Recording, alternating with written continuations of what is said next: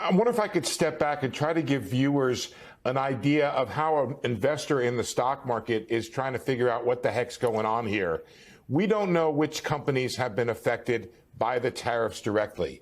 Which companies will be affected by companies that were affected by the tariffs directly? Which companies will be affected by retaliatory tariffs? Which companies, which is all companies, will be affected by the downturn potentially in the economy here, and how much?